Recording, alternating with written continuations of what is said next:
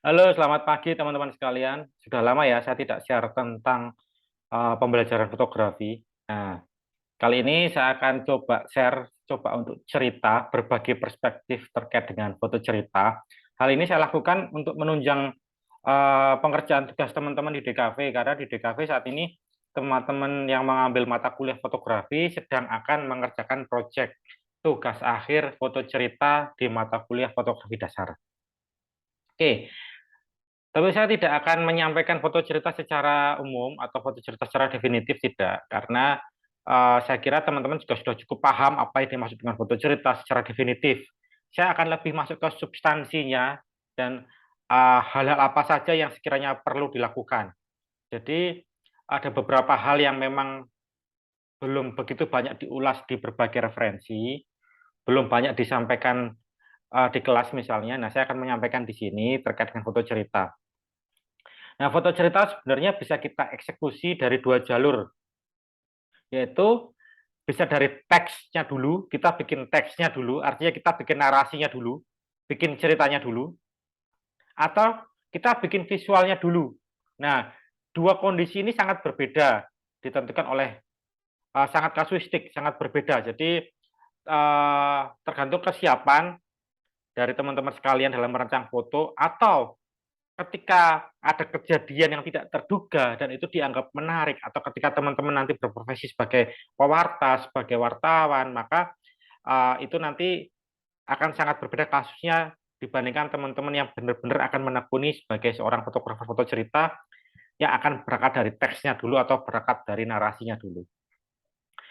Nah, kalau yang dari teks ke visual itu seperti apa? Misalnya gini, teman-teman semacam melakukan alih wahana atau transmedia. Jadi kalau teman-teman membaca cerpen, membaca cerita atau novel, itu kan di kepala kalian muncul imaji-imaji tertentu, muncul gambaran-gambaran yang kemudian harus kalian eksekusi. Kalau dulu waktu ujian masuk diisi, kalian membaca soal cerita dan dieksekusi dengan media ilustrasi. Nah, sekarang kalian membaca soal cerita, terus dieksekusi dengan media foto. Itu kalau dari teks ke visual. Nah, kalau dari visual ke teks yang seperti apa? Misalnya, kalian sedang jalan-jalan membawa kamera, sedang ternyata ada kejadian menarik dan tidak terduga. Ada pertunjukan seni tradisional misalnya, ada eh, apa namanya? Kisah yang menarik ketika berkunjung ke pasar malam misalnya, atau ke pusat perbelanjaan atau ke pasar tradisional, ada seorang tokoh yang kalian memiliki daya tawar visual yang cukup oke misalnya. Nah, itu kalian bisa mengumpulkan visual-visualnya dulu, baru kalian rangkai dan kalian bubuhi dengan teks sebagai narasinya. Karena apa?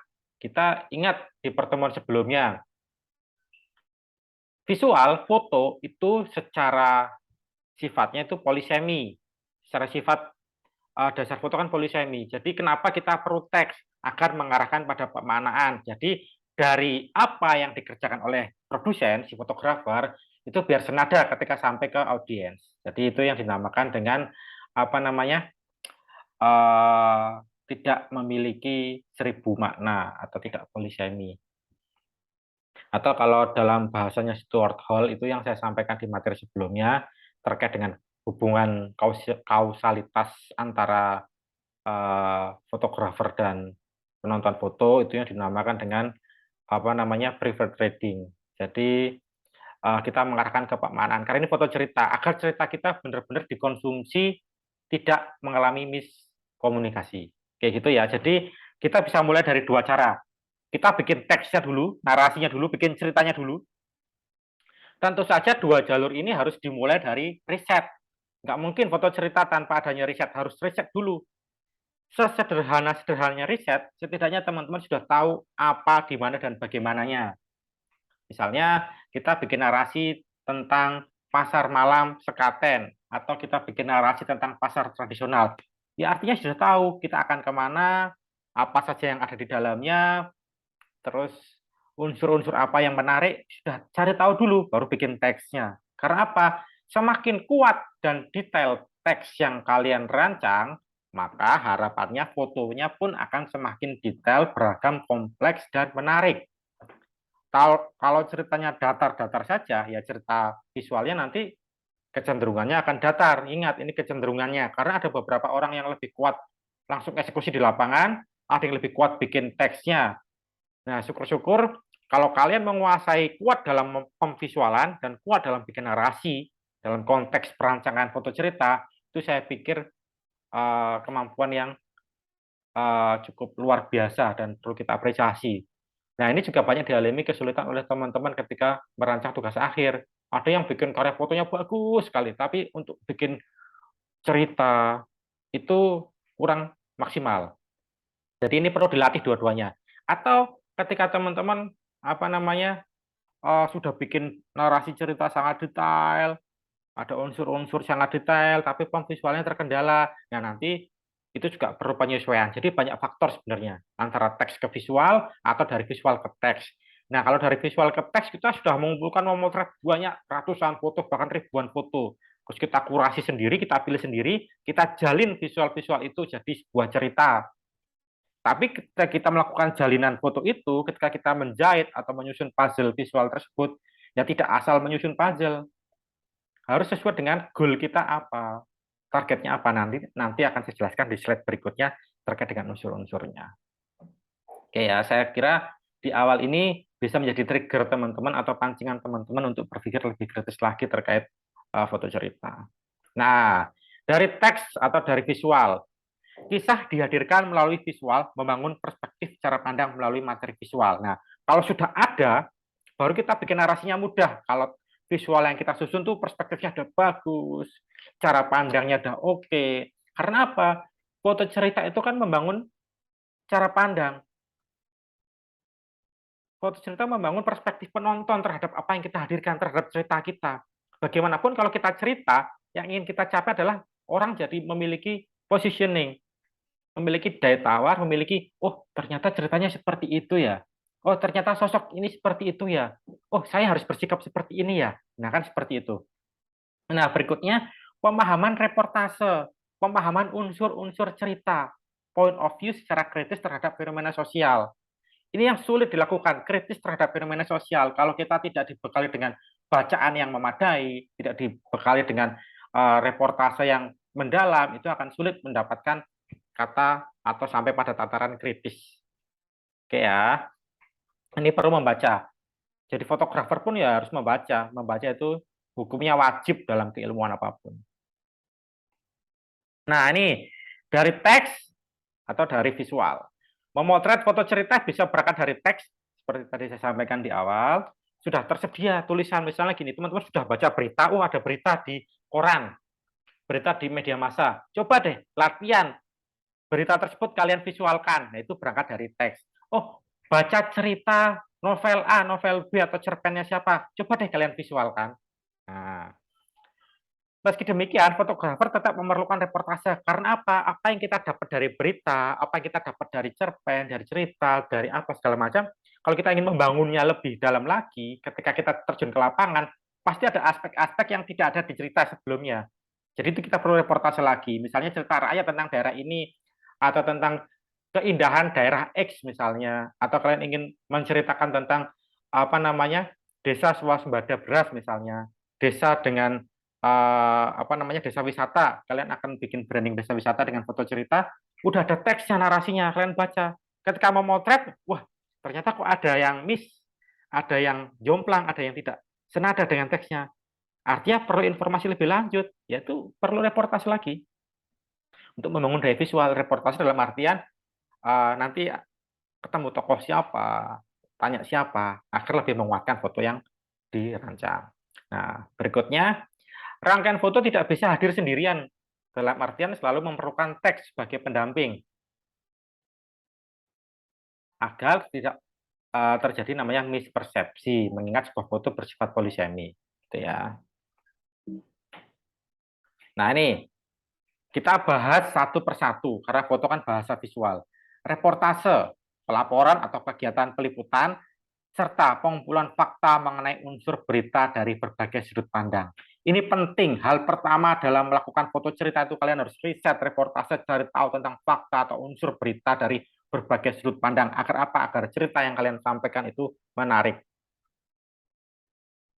Berikutnya unsur-unsur cerita. Nah, ini hal yang paling mendasar. Kalau kita bikin foto cerita, hal yang paling mendasar itu ya unsur-unsur cerita. Harus paham dulu unsur ceritanya. Nggak mungkin bikin foto cerita nggak paham unsur cerita. Ada temanya, kalian ini merancang dengan tema apa fotonya.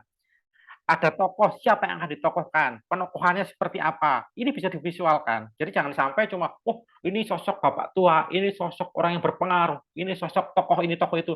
Ya harus cari tahu tokoh, karakter penokohan seperti apa. Alur cerita juga penting. Alur maju, alur mundur. Nah ini juga nanti berhubungan dengan gaya visual. Kalau mau menyusun alur mundur gimana? Strategi gaya visualnya dengan warna misalnya, dengan apa misalnya. Warna itu kan tone warna di foto itu kan berpengaruh atau berhubungan dengan gaya visual. Latarnya, latar tempat, latar waktu, latar suasana itu juga berpengaruh. Berikutnya point of view. Sudut pandang adalah ciri khas atau strategi digunakan dalam menyampaikan cerita. Setiap orang punya cara berceritanya masing-masing. Ada ceritanya muter-muter, langsung to poin, ada yang mengedepankan aspek A, aspek C. Nah, itu masing-masing nanti akan muncul di karya yang teman-teman rancang. Ini salah satu contoh foto yang pernah saya rancang. Ini saya bikin ini tahun 2010. Nah, ini berangkat bukan dari narasi dulu. Ini berangkat dari visual dulu karena kejadian tidak terduga, yakni kebakaran. Kebakaran toko cat Wawawa. Saya waktu itu bawa kamera 2010. Jadi nggak mungkin bikin narasi dulu. Kalau bikin narasi dulu nanti ya dikiranya ngeramal kalau ada kebakaran. Oke, jadi mengumpulkan banyak foto. Ini beberapa sampel saya sampaikan ya, meskipun lebih lengkapnya nanti ada di buku saya. Nah, kalau merancang foto cerita aspek dan fakta peristiwa agar lebih kuat, apa yang harus ditampilkan? Identitas. Ada pemadam kebakaran, kota Jogja.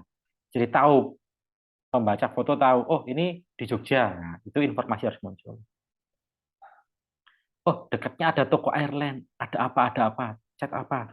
Nah, ini namanya identitas seperti ini harus muncul. Nah, peristiwa kebakaran di toko yang terletak di samping Simpang 4 Jalan Sumoharjo, Jalan Kejayaan itu terjadi sekitar pukul 16.25. Nah, ini fakta peristiwa harus muncul. Nah, kebakaran diduga akibat percikan api, penyimpanan tindak di bagian belakang tokonya harus cari tahu. Nih, petugas damkar, identitas harus terlihat. Nah, api baru berhasil dipadamkan sekitar pukul 17.30. Cari tahu. Saat ini petugas dari Poltabes Jogja, nah, harus ada teks dan ininya Poltabes Jogja untuk mengetahui sebab akibatnya. Nah, ini kejadian membuat arus lalu lintas di sekitar lokasi kejadian macet total. Jadi aspek-aspeknya harus muncul jelas. Alurnya, tapi unsur-unsur yang saya sampaikan tadi, apakah harus saklek ada di cerita? Tidak.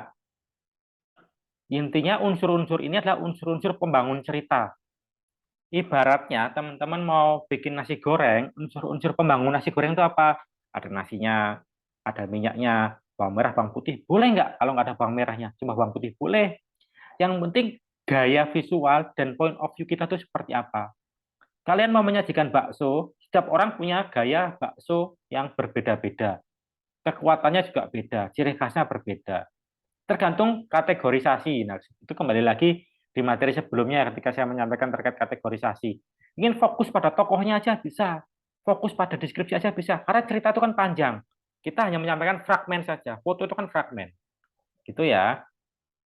Nah, nanti ketika teman-teman akan merancang karya tugas akhir fotografi, harap detailnya, informasinya, gaya visualnya itu harus semaksimal mungkin. Memotret tidak hanya satu kali. Ketika karena ini kan tugas akhir sebuah perencanaan, perancangan sudah direncanakan, kurang begini kurang begitu, yaudah datang lagi, foto lagi, itu. Memotret untuk dievaluasi diri sendiri. Jadi ketika motret dilihat kok kurang gini kok saya tidak bisa menemukan solusi lewat Photoshop misalnya, tidak bisa menemukan solusi editing, ya udah karena ini berhubungan dengan informasi, berhubungan dengan reportase dan fakta peristiwa, datang lagi ke tempat di mana kalian mau track. Itu bisa diulangi 2-3 kali. Gitu. Dan selalu meminta review dari teman yang lain ya. Oke, itu dari saya ringkas seperti ini. Nanti saya akan susulkan video lebih panjang lagi agar teman-teman lebih paham lagi ya. Secara berkala akan saya kirim. Oke, terima kasih. Bisa dicek videonya, didengarkan baik-baik. Kalau ada pertanyaan bisa ditanyakan. Terima kasih. Selamat siang.